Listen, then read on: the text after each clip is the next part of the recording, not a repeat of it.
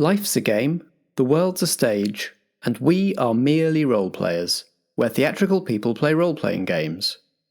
I'm Matt Boothman, and I'm your compere for this main house production. Here on Merely Role-Players, we improvise stories, for your entertainment and our own. And we use role-playing games to keep the story going places even we can't see coming. Because as theatrical people, we're all about maximising the drama. This episode is part of our current main house production, Vigil, Bad Dog.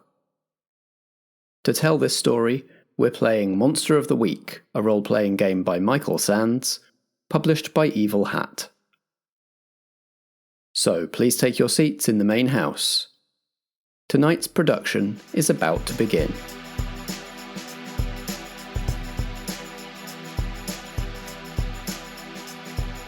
Vigil, a Merely Role-Players main house production.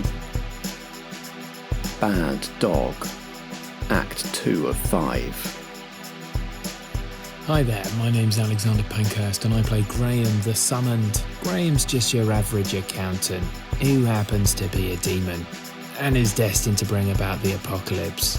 You know, just your regular, average stuff. I'm Ellie, and I play Percy Byron, the Exiled, a Victorian monster hunter and half-sister to Ada Lovelace.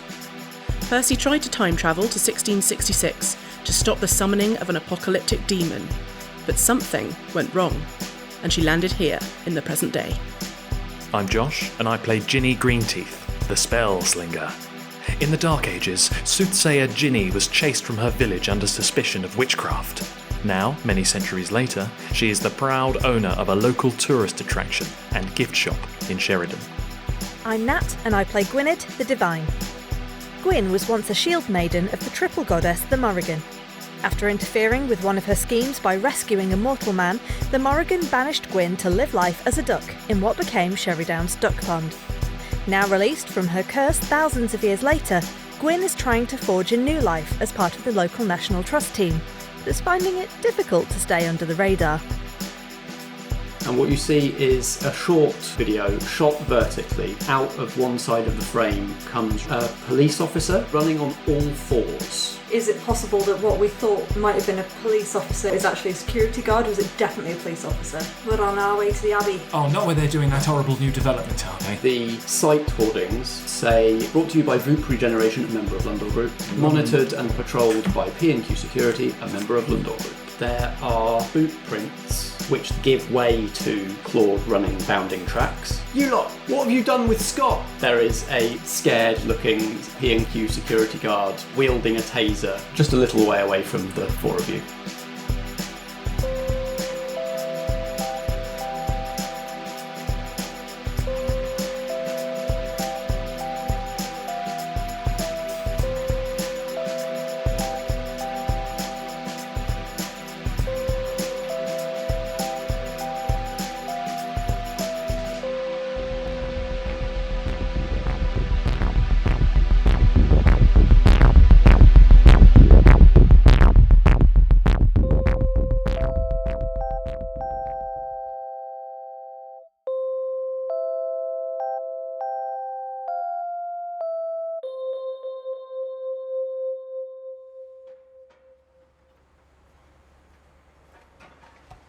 Could we try and create a distraction and then just run away from this guy? Graham is gonna grab the camera from you, the body cam, and just walk over to the gentleman with the taser. Don't move!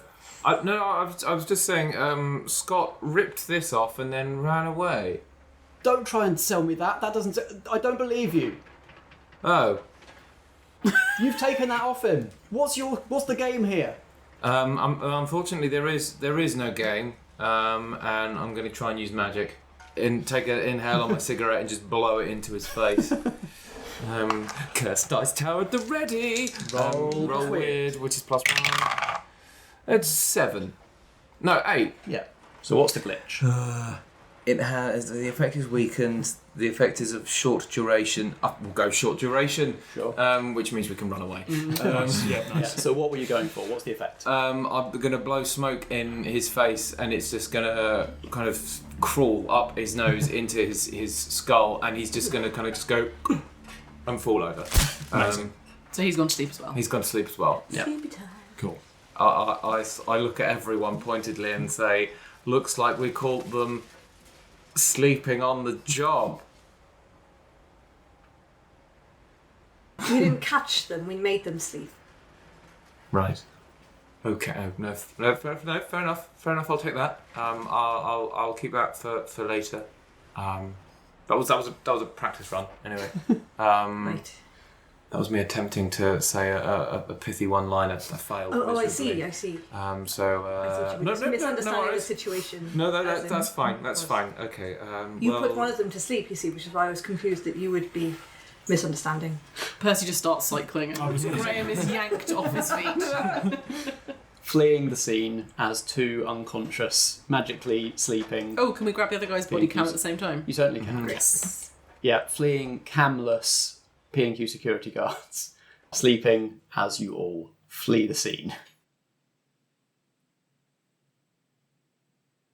So, a collection of ancient and otherworldly beings with not huge knowledge of the modern world have got their hands on a couple of security body cams. How are they going to get the footage off? Magic. It's an option. Yeah, give it a go. Oh, okay. Or we could try going to the library. Yeah, I was saying Free computers. Yeah, old people, technology, library, probably. Yeah. This is very much like Gwyn would expect Percy to be the arbiter of this knowledge. And it's just like... Yeah. Yeah, because Percy's not totally up to date, but Percy knows technology. Percy is a technology-savvy person. Yeah, Percy is an There's just a lot engineer. to catch up on. Yes, I think exactly. Graham would probably know quite a bit as well. To be fair, because he's been on Earth for 10 years, so it's not like he's going to be like. I think Graham works with computers, so he's learning Excel. Does he have a computer? He's allowed one, yeah. But does he have one? Yeah. Okay. So we could use Graham's computer. So we're going to Graham's office then. Cool. Remind us vaguely what Graham's office is like. It is, in Graham's eyes, quite sort of standard, but when you go in there, it looks like something from Dante's Inferno. Or it looks like it could have been lifted from a picture of Dante's Inferno. It's lots of dark wood, red leather, very grand, and he just like bimbles in, sits down. He's got the odd-shaped skull on the wall that he found in the bin behind Subway. It's probably like a mouse skull, some of his favourites. And he just sits down by his computer. And let's see if Graham's got the right cable. You share the building, right? We established that in playtime. Like you do have, there's other people around who use the kitchen and the water cooler and that kind of thing. So there's other accountancy firms and that kind of thing, and they sort of don't quite know whether you're a member of which firm you're a member of. But yeah, so there's other people about, but you do have a private office with a door you can shut, so all of you can get in there. Can I access this room? Probably not, no, because you don't have the right access pass, because you're not me. But not in that way. I meant in a, like... Have I protected it? Have you protected it in any way? Yeah, like if this room is kind of Inferno affiliated, can a Fey, Woodland, Morrigan affiliated being step over the threshold or not? And that's down to you. Probably not then. If that's like a good, because like if one of the first signs was me taking my throne, which is just me sitting in my office chair, because that happens to look a bit fancy. My next question was going to be: do we all know that was a sign of the apocalypse that you sat on your chair? Gwyn is probably the one who most likely to know, because we've established that you know that Graham is potentially a harbinger of some great terrible event, and so you might be keeping an eye. But also, if you unducked more recently than Graham was summoned, then that might have happened before your time. So maybe if you're sort of looking in through the door at this office, you might see the chair and get some sort of twinge. Yeah. I guess then, has Graham pre-warned? Has he thought about this? Or do we Gwyn tries to walk in and just can't? But maybe, yeah, I hadn't. Maybe it's like he hasn't even considered that you're going to be stopped from coming in. Yeah. So I'm like, boop, boop, boop, boop, boop, wander in, and you just like, bam. Yeah. It's as if there's a plate glass over the Yeah. door and you just And can't get through. there's an immediate whiff of sulphur that suffuses the corridor. Graham. What? No, that wasn't me. You'll know when it's me. Oh. Well, perhaps we should put the camera into the computer and try and get this done nice and quickly. Oh no, you don't put the camera into the computer. You connect it to the computer with a cable. Just nice and quickly, love. Okay. Okay. I'll wait out here then. Sorry, I don't know why you can't come in. The door is open. I can see that. And she kind of tentatively touches, I guess, the doorway. But Like your I don't know, palm does it, heats up the closer that you get to but it. bad fire, because she's used to dealing with She's used fire, to but that. this is bad fire. Bad fire. Oh, Hellfire. Hellfire. I'll stay in the corridor. Graham, you don't have the right cable, but you're pretty sure that somebody in this office will. I see. I think I don't have the right cable. I've got the one connector fits into the computer as I would expect. The other one doesn't fit into the to the camera. Let me just have a quick look at that, Graham. Oh, for goodness sake. And she pulls out a component pouch, which is normally filled with bits of moss and dirt and Eye of Newton stuff, and she sort of... No, we won't need anything organic. I think this is the exact cable. I borrowed this from Cameron a little while ago. There you go, darling. I sort of brush dirt and grime off it and blow into the cable a couple of times to remove any sort of Detritus. detritus. This is a cable that Cam has been using to set up some sort of audio-visual setup so that he can show you all those movies he's always on about. Yes, yeah, absolutely. We haven't got around to watching Lord of the Rings just yet. Well, is that the one that you need? Would you look at that? Yes, it is. I plug it in and plug it into the computer and I wait to see if anything happens. Yeah.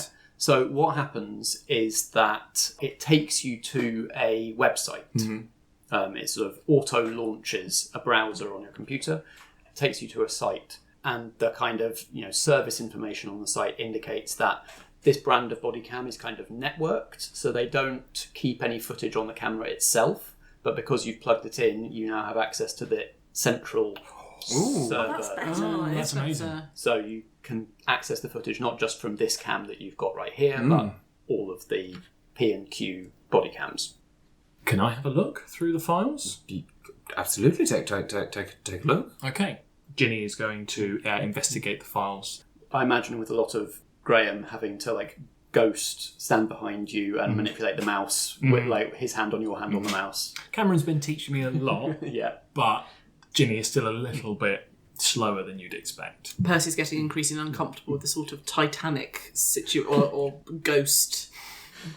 Graham standing behind Ginny, lovingly touching her hand on the mouse situation. And as Ginny's combing through hours and hours of different employees' body cam footage, people keep sort of walking past Gwyn in the corridor. Can I get you a coffee? I'm doing a run. Great. Yes, that'd be nice. Are you new? Oh, are you working with Yes. with him in there? Yes. Ooh, okay. Yeah, I'll get you. How'd you take it? In a cup. Great, okay. You get a couple of encounters like that Yeah. with people trying to be office friendly but not knowing who the hell you are. She's stood against the wall next to the doorway, kind of arms folded, kind of leaning, looking a bit awkward, generally looking around, and then also kind of looking at the doorway. So first of all, Ginny Greenteeth, can you roll investigate a mystery? Yeah! Plus sharp. Take those 2 dice. So that is 8 total. Okay, ask one question from investigate mystery. What was it going to do? So you managed to find the body cam first person footage from the incident, and it is labelled as Hugh Sawyer was the person wearing the cam at the time.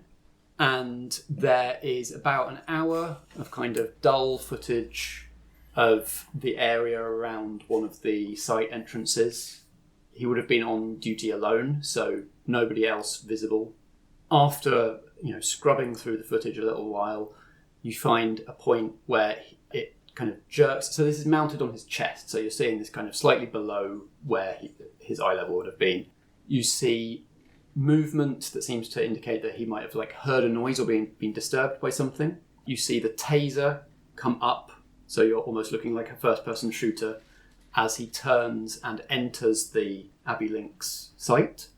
And as soon as he steps over the threshold, the viewpoint changes and becomes much more chaotic, mostly showing the ground as sort of putting this together with the video footage you saw.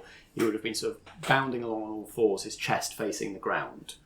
You get sort of muddled shots of this group of youths that he comes upon. And the sort of new thing that you get that you didn't have in the original video is that you can hear very clearly what he is sort of yelling, growling as he bounds along towards these youths. Get out! Private property! I also have a bonus question You do? with my forensic divination ability. Yeah. What magic was done here? So putting together Graham's observation of the tracks and the original video, which didn't show any kind of transformation, it just looked like a man running on all fours, and kind of the angle of this body cam video, he's further off the ground than he should have been. And so you can surmise from this that there is some sort of magical component to this, that perhaps there is some sort of form that formed around him that had claws. So there is a kind of a magical transformation happening, but it is not a transmogrification of his body.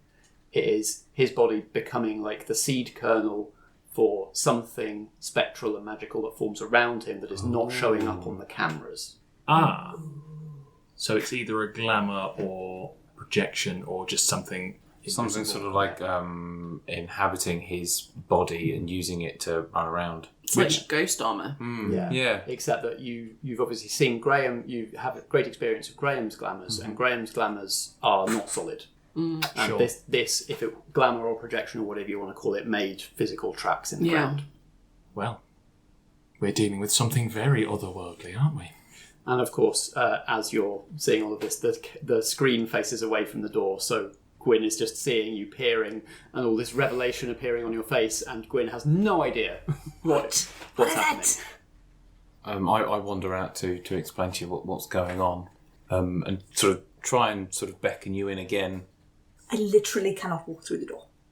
Actually, I'm going to put a pin in that conversation because whilst they're investigating, whilst Gwyn is kind of leaning outside the door, I would like to investigate the door and kind of probing to see what Graham's deal is in a way. Okay. So what might be if he's not actively set this up, what might be preventing me from getting in there? I tell you what this is. This is Investigate a Mystery, but it is not the usual monster Investigate a Mystery questions. There is another set of Investigate a Mystery questions that are related to phenomena. I guess I need to roll anyway. Yeah, so give us a roll plus sharp. Yeah. Oh, that is a 7 total. Okay, so you get one question Get still. one question. I want to link it as much as possible to Graham the Apocalypse. Okay. The question that relates to Graham the Apocalypse is what could slow it down, but in the context of what I can find out just from this door, this force field, I guess is what could fix it / cure it.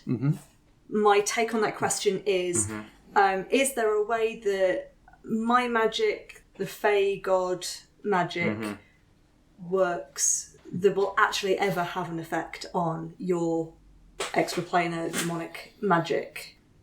Yes, but you will have to take this higher up the hierarchy. Yeah, that makes sense. So you've got Inferno magic, which is governed by the demons of the Inferno. You've got your Fey magic, which a lot of yours comes from the Morrigan and comes from that kind of side of things. You, on your own, probably can't neutralise the effect of this demonic magic that's keeping you out of this room.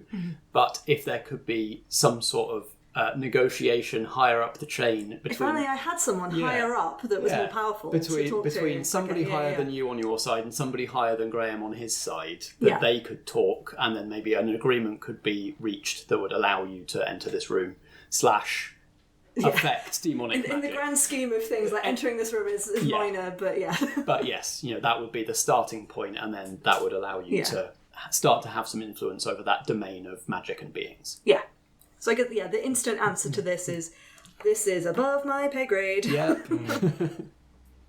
Right, so Gwyn has worked that out. Ginny has worked out some stuff from the body cam. What's going on, all of you?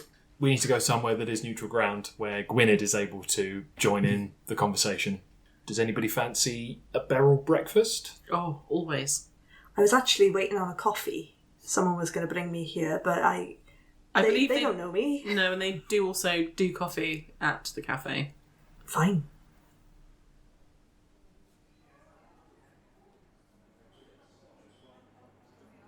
The bell on the door of the Diner's Delight rings several times as the four of you enter. Beryl is presumably in the kitchen. You can't see her right now. Ronnie is behind the counter on the cash register. It's the middle of the day. There's not too many full tables. There's only a couple of people in here reading papers. Important point of business. Is there an apostrophe in Diner's Delight, and have they put it in the right place? Ooh. No, surely not. Yes and no, I think is that's the what I only thought. possible correct answer. So is it singular Diner's Delight? Yeah. Diner Yeah. apostrophe Yeah, I is think delight. so. Yeah. Yeah. Like, the diner is delight. Yeah. I guess we're all sitting here waiting for our breakfast to be delivered. Delivered? Brought to the table. Have I ever told you the story of how young Cameron and I came to know each other and how he came into my employ? I don't believe you have, no. So, I was tracking and trying to tackle a werewolf that was haunting the woods around Sherrydown. Do werewolves haunt? I guess metaphorically speaking they do, but I don't think you're really paying much attention to me here. We set up a trap. I set up a trap. This is before I knew Cameron. I set up a trap. I pretended to be a little old lady who'd fallen down in the woods, and I was calling out, "Ouch, I've hurt myself. Oh, goodness me, please come and help me." That does work. It does. Yeah, I think that's where I might have learnt it from. Anyway, it worked.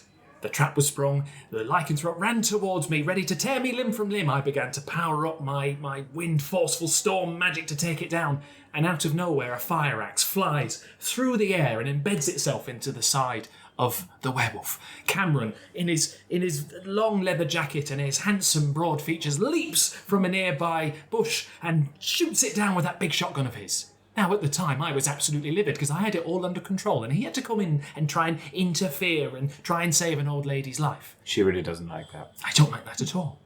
But what I'm trying to communicate in my story is perhaps we could try and spring another similar trap to draw out this individual. Oh, so that story wasn't just an excuse to describe how very attractive and alluring you find Cameron to be. I don't find him attractive, or in that particular way. He's far too young for me. He's about 600 years younger than I am. Yeah, so you're it's right. not He's particularly- probably no one of age is going to be attracted to him at all. Gwyn No. is staring into her mug. Yeah, Percy just shoots a look over at Gwen. I think she's just completely phased out the entire story, so hasn't noticed until you're staring at her and she's like, what? But anyway, maybe that's an avenue that we could explore. We could return to the site of the building site at night, sneak in. One of us doesn't have to be me, can pretend to be, a damsel or a gentleman in distress. It would draw the attention of this creature, and then the rest of us, from hiding places, spring into action. I think a trap is a good idea, but it seems, judging from the behaviour of the creature, that rather than being someone in distress, we should try and be trespassers. Youths trying to sneak in. So we should dress up as youths. Maybe I could wear a baseball cap No, my loves, I as don't... opposed to my straw bow tie. I enjoy a beanie myself. Darlings, I don't think we have to be young. I don't think it's attracted only to young people that are in there. Right. So age is not... It's not ageist. That's good. Potentially. No. Ronnie brings your breakfasts. She's about 16. She's got dyed hair. And as she sets your breakfasts down, you can see that she's got a bandage on one hand and she seems to be favouring one side. But she sets your breakfasts down and she moves away back behind the counter. That's probably unimportant. Anyway, let's have a second.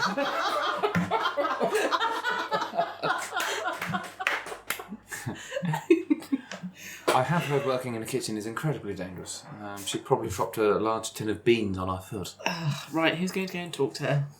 I vote not me. I can hear you from here. It's not a very big diner. Oh, Ronnie, you and your young ears. I'll go and have a word with her, see if there's anything that she can tell us. All right. Old lady waddle over towards her. Hello, love. Thank you for the breakfast. I will be tucking into that very, very soon. It'll go cold. Well, what can I do for you? I just wondered what you've done to your hand, my lovey. Oh, that's nothing. Wait, what about your side? You seem to have hurt something. Have you come off your BMX or something? Roll the shot. That is 9. Okay, ask one question. What was I doing there? Investigating a mystery? Yes. Ooh, okay. I mean, it's disgusting. What is being concealed here? No, we won't say that. Could I just say what's happened to her? What has caused this injury? Pretty much.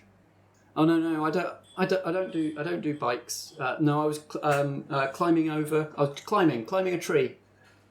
Climbing a tree? Last night, yeah, and I just scraped this and pulled a muscle in my side. I think I was climbing it quite fast. I get in a little bit closer to her and just sort of rub her shoulder in a grandmotherly way. I know a lot about the trees around here, my darling, and none of them have mentioned you. You don't seem to be the type who would climb trees. So why don't you tell Ginny what actually happened? You're not part of that neighbourhood watch, are you? You're not going to snitch on me to the guards or anything? No, my love, I don't believe in local government. She looks around, sort of looks at the newspaper people and lowers her voice. Have you seen the video? The video that was uploaded online? Yeah. In the Abbey? Yeah, that's me in the video, running away. I got away and I hurt myself a bit going over the fence, that's all. My goodness. So what happened? A security guard came in and started chasing you? Yeah, it was so weird. Normally they just, they yell at you and they flash their torches at you and they're like, this is private property, get away. Even though, we've been hanging around there for years. That's always where we hang out after school and after dark. But this one was different. He came charging at us, running on all fours and barking like a dog. It was so weird. Ginny, ask her why they go to the Abbey. What were you doing in the Abbey? It's just a place away from town and away from people to just hang out, isn't it? I guess so. But it's a very dangerous place, even if there wasn't this strange guard chasing you. It's never been dangerous before. It's only since they put the fences up, started putting guards around, but we haven't got anywhere else to hang out. And how long ago was that? Gwyn's now at the captain suddenly. A couple of months ago, about the same time they started doing all the repairs on the market street. Had you spotted anything else strange happening after they put up the fences? No, just that it was, obviously harder to get in and hang out anymore. And, the fences didn't keep us out, so they started putting guards on. And then the guards mostly didn't keep us out either, so I guess now they're doing some, I don't know, they put him on drugs or something, I don't know. Did it feel any different? When you used to go hang out there before they put the fences up, then after they put the fences up, did you feel funny? Now that you mention it, it just feels a lot more grim there now. And I figure it's mostly the fences and the chain link and all of that and the knowing that it's going to be a golf course. But we used to hang out there and it was fun and we'd have a laugh. But these days it's we, huddling together and we have a few drinks and then mostly everybody just wants to piss off home because it just doesn't feel the same anymore. It just feels kind of unwelcoming and grim and friendly and unfriendly. We need to find somewhere new. I was going to say, why do you keep going back? It sounds terrible. It's where we've always gone and it's out of the way. And everywhere else you hang out on the green and people shoo you off. Listen to me, my love. It's not a safe place at the moment, okay? We're going to see if there's something that we can do to make it more welcoming. Because you're right, it's not right that the locals are being chased out in favour of redevelopment. It's an absolute bloody disgrace. The National Trust is investigating this breach of impingement on local historical sites. Darling, she doesn't care about who's looking into it. Okay. But just, you need to stay away from there for the time being, okay? For your own safety. Well, I'll try, but if everybody else is hanging out there, what am I supposed to do? Just stay at home? I don't think anyone else is going to want to go back there after facing down against that dog man. Oh, I don't know. Some people see it as It's like a game. Can you run away from the weird, drugged-up security guards? Why didn't you hang out in the forest instead? It's much cooler and safer. I don't know, Mum says there's weirdos in the woods. I'm going to honk with laughter from the table when she says that. And I, by the way, have finished my breakfast and I've started eating Jenny's. It's mainly mushrooms. It's a veggie breakfast. I pick a dried bean off the floor and ask if anyone's going to eat this. No? Okay, thanks. Okay, well, you stay safe. You've been very helpful, and thank you again for the breakfast. Say thank you, Gwynned. Thank you, Gwynned. Very good. And we go back to the table. So, sounds like we've got bait if we want to set the trap. We might have these young people in the trap as in any case. What I would like to know is what's going on at the Abbey. Whatever is going on there, why did it decide the Abbey? Is there anything latently important? Obviously, we know there's ley lines and inherent magic, but is there anything specific about that site that whatever these people are trying to protect, are they trying to build something on top of it, or are they just trying to keep people out? Like, they could be on our side. If there's something there that needs preserving. Oh. I think there's a real possibility, having observed society in the last period of time that I've been here, that it's purely capitalism. They want to build a golf course that's going to attract business, that's going to make some big wigs big bucks, and they're just looking to protect their site while they do that. There might be absolutely no magical reason behind it at all. No magical reason why that security guard turned into a giant dog thing. No magical reason behind it, as in the motivation is not magical, Okay. the means are clearly magical. So we don't think it's a demonic golf course? I think potentially I would have noticed if it was a demonic golf course. There's always 666 holes. That's a very long round of golf. But I agree with Percy. These people are interested in nothing but lining their own pockets. In any case, we should investigate at night. When this creature might come out again. And we can ask it what it is. Although you said that you heard it saying, "But this is private property, you shouldn't be here," or something to that effect. But that's pretty much exactly what the guard said to us during the day. Is it just that we haven't tried to poke our noses in conspicuously during the day? Like, it could happen at any time. We didn't actually... I mean, I did, but no one else trespassed actually on the site. You were fairly undercover at the time. Yeah. I mean, I don't mind. I could try walking in, and if anything comes, I can just fly away. True. If it's the kind of person that turns into a big dog creature, I don't think they're going to be fussed about me sprouting wings. Also, they're not aiming to hurt people, as it seems, just for them to leave the site. So we could all go in. Yes. Go there after dark and see what happens? Or just daytime. Or just now. Or do we think, is there any other... Do you want to look in any books, Percy? I know you like to do that. Is there anything you think... Well, I looked in my brain and couldn't find anything useful, so... Let's go. I think you might be right. I don't think it's a nighttime exclusive activity, so we could go back there and check it out, but actually Just wander onto the site. wander onto the site and be a bit more conspicuous about it. I don't think that they're going to be very happy to see us, considering that we assaulted 2 members of their staff and they know our faces. Yes, They may well No, still there be is asleep. that. They may well still be asleep. Oh my goodness, I hope not. That's one way route to permanent brain damage if they're still unconscious at this rate. How hard did you smack him? No, I gave him a magically induced nap. Oh dear, that's a coma. Gwynned, we've been through this. It's very dangerous to mortal brains.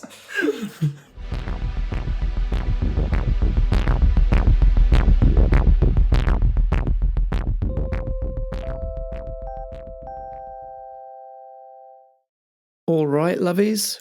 It's me, Matt, your compere, reminding you that lyric sheets for the sing-along sections are available from the bar. While you're warming up your vocal cords, let's take a quick look through the programme, shall we? We're now just a couple of weekends away from the stage debut of Merely Roleplayers in Lights Out, our show at the London Horror Festival. On Sunday the 24th of October at 8:30pm, I will perform the role of the darkness that destroyed the Blackout 4, themselves performed by Alexander Pankhurst, Natalie Winter, Helen Stratton and Strat. All we know about the Blackout 4 is that they all died in the pitch-dark tunnels of the London Underground. but as long as our ring of candles keeps the darkness at bay, we'll flip tarot cards to learn the truth about their fate. If you'd like a bit more detail about how we'll be using the candles and tarot cards to tell this tragic story, I'll be sharing the rules we've developed in my newsletter this month. We started with the role-playing game 10 Candles by Stephen Dewey of Cavalry Games, and we hacked and tweaked and fine-tuned from there to come up with something we think is going to be fast and exciting and easy to follow for a live audience. If you want to know all the details, go to foggyoutline.com and enter your email address. As for the show itself, the early bird ticket deal has now expired, but you can still get a discount if you book both Lights Out and Blackshaw's Scare Slam at the same time. The Scare Slam is on the same day in the same venue at 6:30 p.m, so it really just makes sense to see both shows. You can get tickets from londonhorrorfestival.co.uk, by calling the Pleasance on 0207 609 1800, or by following the links right here in the programme notes. Next time I talk to you like this, it'll be the week of the show. Can't wait to see you there. Of course, we are not the only shows playing at the London Horror Festival in its 10th anniversary year. If you're like me and you're into slightly meta genre-aware horror, you might also want to check out Birdwatching, a scripted show by Miranda Barrett, produced by Anarchy Division, which opens a couple of days before we do. It's a psychological horror about people trying to make a horror film, so like I said, a little bit meta. I'll let someone from the company explain a bit more.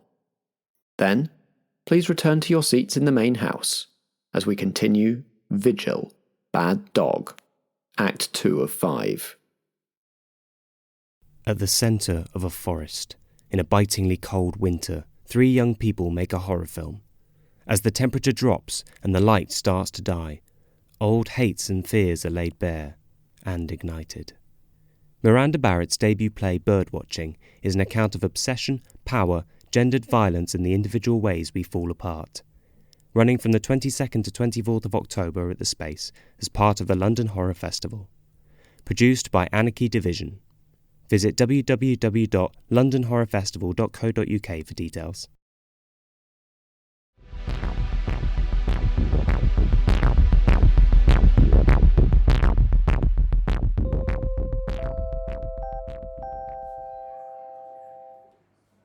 So I guess we've got 2 avenues, right? We either go there or we do some more investigating. I'm not sure what else we can investigate. We can go to the library and I guess read the history of the Abbey and the area. History of the Abbey and also try and look up if this type of creature. This type of creature or enchantment or whatever it is. Absolutely. At the moment, the only threat visible is if teenagers go hang out there at night, they might get attacked. So even then, they don't get attacked; they get chased. Yeah. Like obviously, this 4-legged creature is fast as the kids. We could easily jump on them and tear them to bits, but it's not. It's literally just trying to guard.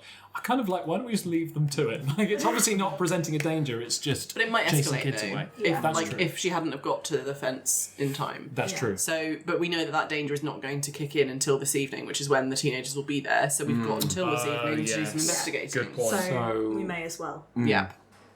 I think we investigate all of those things. Should we go to the library, use the computers to look at the companies, and then also I'll do the typing, and others can read books. Yes.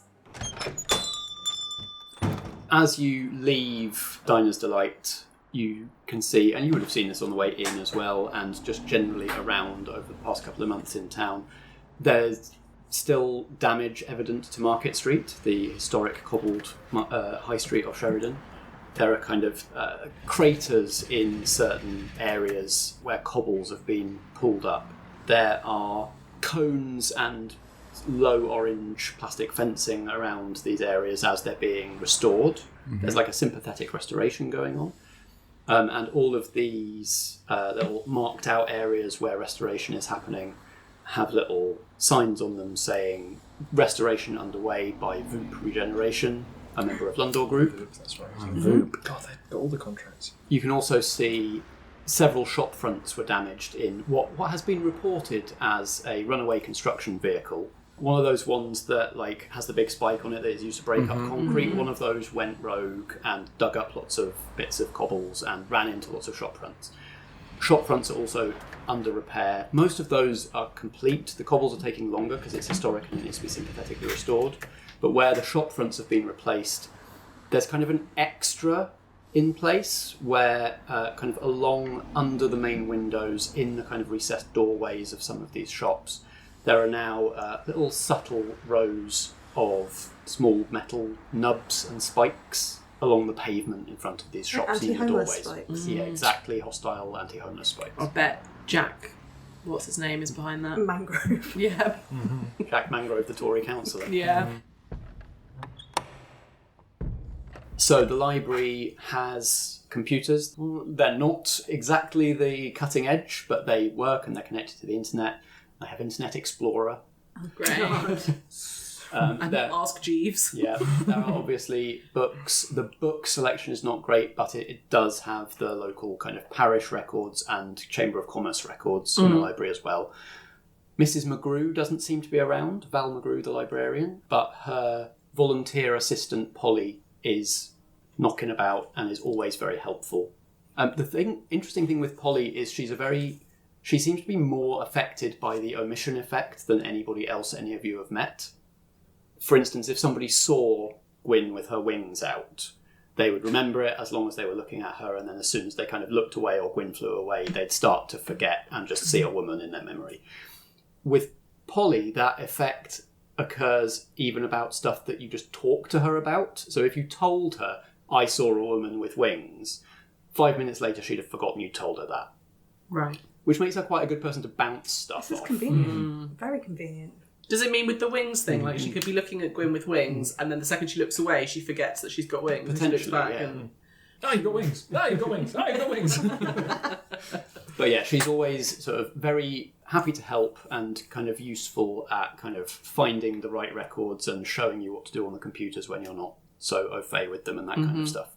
She's doing some sort of higher education course and volunteering here while she's at it. She sounds lovely. Do you want to kind of divide responsibilities so each of you investigates a thing? That sounds good. So who's going to investigate what? I was probably going to investigate the companies Yeah, with my financial expertise. Nice. great. Yeah. Okay. I'll look into Sherrydown history to find out what's going on with the Abbey. Great. Gwyn would not be great at searching for things online. Also, the last time she interacted with human written language, it was very different. So I feel like books were invented after she was turned into a dove. So obviously she understands the concept now, and can, but it's not something that's as... Yeah. Gwyned's used to bards rather than... telling stories. So maybe she talks to Polly instead. Yeah. Cool. So we've got Graham looking at the companies, that yet. Ginny looking at the Abbey, Yep. any law around the Abbey. Yep. Do we want to roll looking at Hugh Sawyer into looking at the companies, or...? Yeah, sure. I'm not doing anything. I'll look up Hugh. Cool. Here's what you can get without a roll, and then we'll see if there's anything else that you want to pursue. Graham. Lundor Group, P&Q Security, and Voop Regeneration are all public companies that have websites that you can find very easily. The links between them are very clear, like the two subsidiary companies, Voop and P&Q, have this banner along the bottom that says member of Lundor Group. They have office space in Sheridan in an area called Duke Square. It's a new development. It's been kind of, all the buildings are made up to fit in with the Sheridan historic aesthetic, but it is a new place. It's got a little square where people can go and have their cups of coffee, and then office buildings around the outside.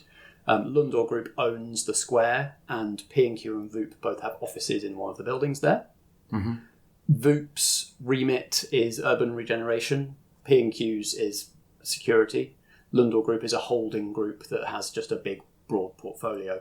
And the other thing that you discover with your investigation here is basically when the council was working out how to repair Market Street, they got various bidders in, and Lundor Group won that process by basically offering to go above and beyond. Like, we'll not just fix Market Street for you. If you appoint us, we'll also provide security for the street while it's being done up. And they pitched a bunch of other kind of regeneration projects that they could do at the same time to add value to the local area, including the Abbey Links.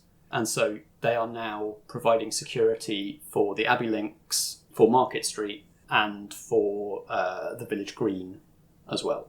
Right. And the kind of regeneration stuff includes the work on Market Street, includes the Abbey Links, and includes various things like replacing benches in kind of park areas and street corners and that kind of thing. Right. So they essentially own the contract of Sherrydown, the town, completely. It means if their employees are the same as Hugh Sawyer, then any of them could turn into these creatures, right? Who owns Lundell Group? The CEO of Lundell Group is named Max Dashwood. He is not Sheridan based. They've got offices in various different places, like everywhere that they're doing regen projects on, they'll have an office. He's not based out of Sheridan. This is a name Ginny knows, and this is the result of your luck earlier. Max Dashwood is part of the Guild of Sorcery. Oh, motherfucker. God damn it. Ginny, looking at the Abbey, there's absolutely a ley line running under the Abbey. There's a few ley lines around Sheridan, and this is quite a major one running under the Abbey. Anybody got any pictures for what the kind of, what type of Abbey it was? What kind of stuff went on there? I think it was an order of silent nuns. Yeah. From the outside, but actually, coven of witches. Great. Ooh, fun. Lovely. That totally makes sense with everything else that's happened in Indeed. town in the area. Yeah, that's great. Yeah, and obviously Henry VIII demolished it. Yeah. That's why it's ruins now. Right. He's the real monster in all this. So there is some magical significance to the site.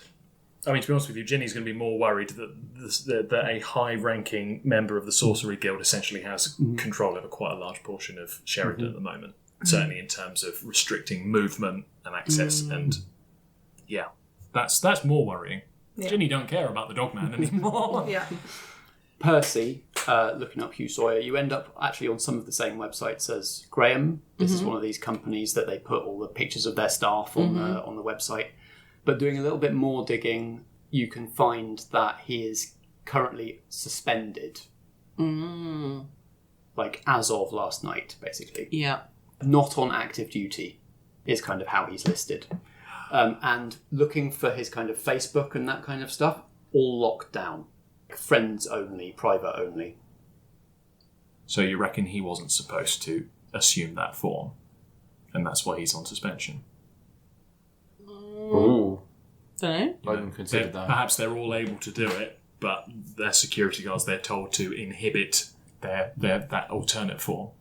And when he gets jumpy and gets really angry for some reason, he just sort of blows flips a fuse. It could be that, or it could just be this is an employee of a company who's appeared in an embarrassing video and they're putting him on PR lockdown. It could be one or the other. Interesting. Is there any way to find out where he lives? That would definitely need a roll. Okay. Go for investigate a mystery. Roll plus sharp. Don't want to use the curse down. 7. Cool. I think there's maybe one profile that wasn't locked down, or you managed to get in with a sneaky friend request or something. He's on lockdown at Laneford's B&B in Sheridan, which you know as the B&B that Kincaid usually stays in when he's in town.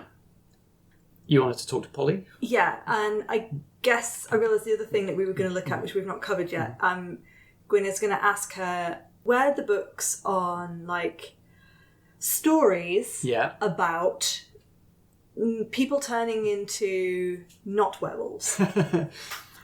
Where they might be, or because obviously Polly has read every single book in this library. What she remembers on that topic. Yeah, basically, I'm trying to do the what is this creature question, but Gwyn is trying to ask. Yeah, great. Polly's a big girl with big hair, wears bright dungarees, always has a load of pens and highlighters in the front pocket. Roll investigate a mystery and we'll see how this goes. Ooh, that's a 10. Hey, you get a couple of questions. It's 2 for investigate a mystery on a 10 plus, isn't it? It's 2. 2, cool. So I guess we're going with what kind of creature is it? Yeah. I guess what kind of creature is it? And really, I want to know its MO. Is this a is Hugh someone that we need to help or stop? Okay. Oh yeah. We definitely have books about that kind of stuff. They'll all be in the soft binding wing. All of that kind of stuff. Let me take you. I can remember what kind of shelf they'll be on.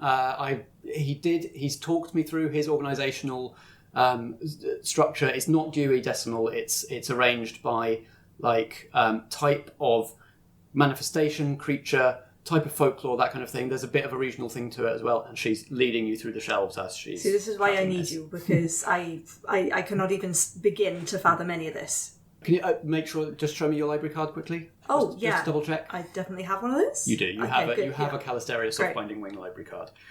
Great. Okay, and werewolves. We don't want those. You said you don't want those. Dog-like, animalistic, bestial, that kind of stuff. Yeah. Yeah. Okay. Great. And she starts piling books into your arms. Gwyn's face gets more and more panicked the more books kind of are put onto her arms. Bring them over to the table, and we'll go through them. We'll go through them here. Great.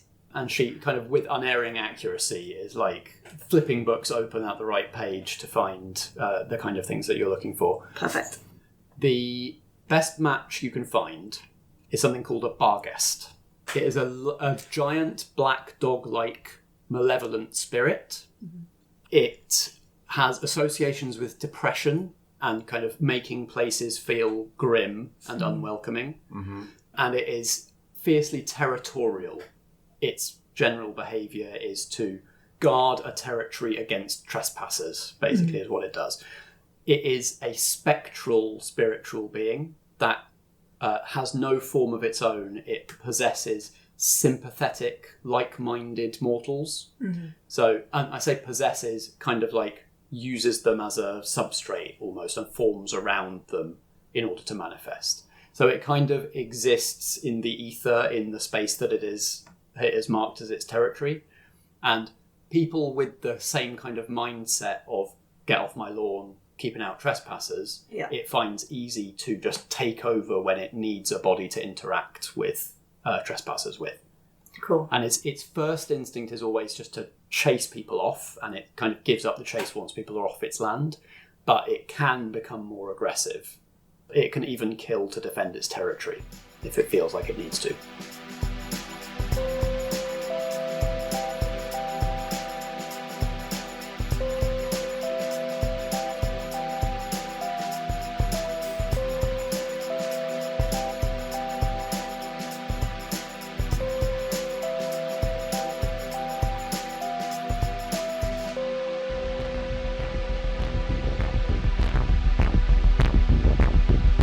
This has been Vigil, a main house production from Merely Roleplayers. It stars Natalie Winter as Gwynned, Alexander Pankhurst as Graham, Josh Yard as Ginny Greenteeth, and Ellie Pitkin as Persephone Byron. Sound design for this production is by Natalie Winter, and the theme music is by Alexander Pankhurst. I'm Matt Boothman, and I play the supporting cast, as well as editing and producing the episode.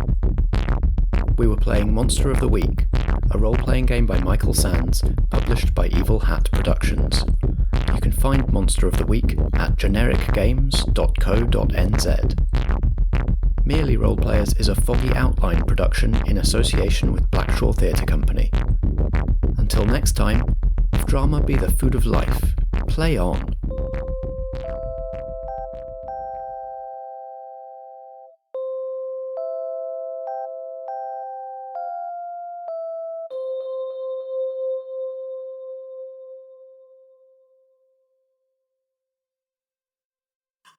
Phenomenal. So many secrets. Phenomenal. Phenomenal.